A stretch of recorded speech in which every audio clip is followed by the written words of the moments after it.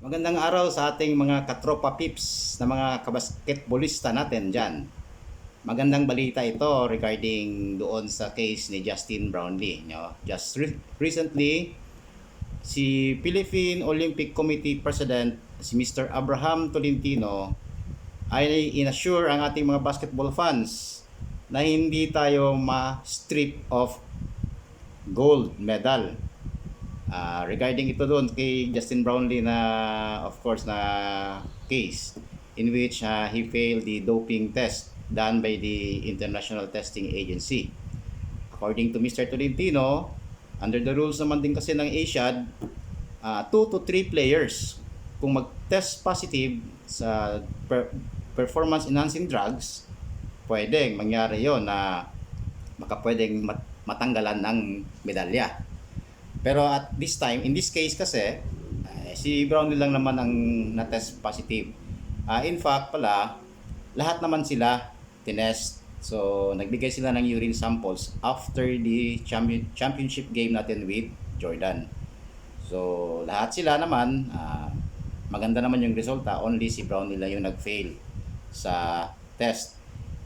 And, ang kasamaang palad pala pa nito, yung team din pala ng Jordan na yung kanilang ace player din na si Sam Zai ay nag-positive din pala doon sa test na yung kumbaga yung substance na tinatawag nilang carboxy THC, in which linked yun sa cannabis.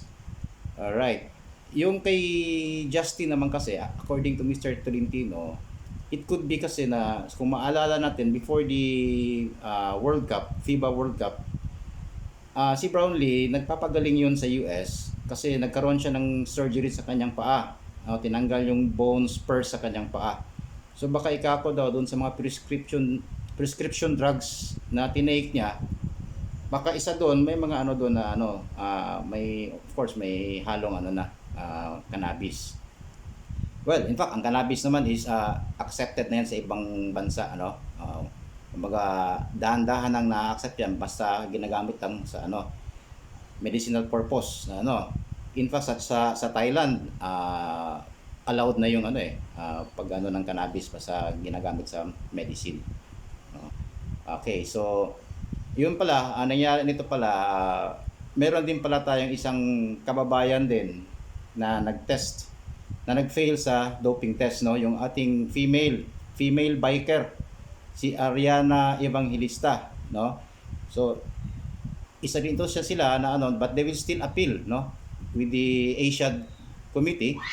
I-appeal nila yung kanilang case na So of course, aantabayanan natin yan ng mga updates niyan. Alisin na natin yung ating sa China na siningle out si Brownlee. Hindi, lahat naman pala sila di ba? So fair lang naman ito. It ended up lang talaga na ganoon ang resulta. Siyempre naman kasi kung ating yung ng China, medyo masakit talaga sa kanila. Nangyari na 2 beses natin silang tinalo, Una-una doon sa World Cup, led by our naturalized player na si Jordan Clarkson, So 20 points 'yun, 20 points yun masakit yun sa kanila.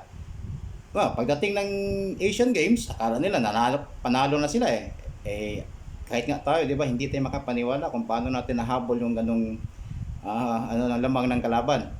In fact, we ended up na tayo ang nanalo by 1 point. Sa score na 77-76. So, masakit talaga yan. Kahit sang natin, kahit sa ligang barangay yan. Di ba? Masakit yan. Mabuti pang natalo ka na 10 puntos. Wag lang yung 1 point, medyo sayang yon, di ba? In fact, si Yao Ming nga hindi makapaniwala hindi kanya pinumusta yung ating Gilas team, di ba? Nagkasalubong sila papuntang dugout. Pero naman pagka kinabukasan daw, according to Mr. Al Francis Chua, nag-apologize naman daw si Yao Ming sa kanila. That's good naman din at least So, wag na natin masyadong pag-initan ng mga Chinese na dinaya tayo, hindi lahat naman pati naman din ang Jordan team din pala, okay? So ito lang, at least nag-update tayo at naipaliwanag natin yung ating yung concern natin sa ating basketball at saka sa case ni Brownlee. Okay, maraming salamat po sa inyong panonood at sa susunod, stay tuned lang po sa channel na ito para sa mga updates natin sa sports, especially basketball. Okay.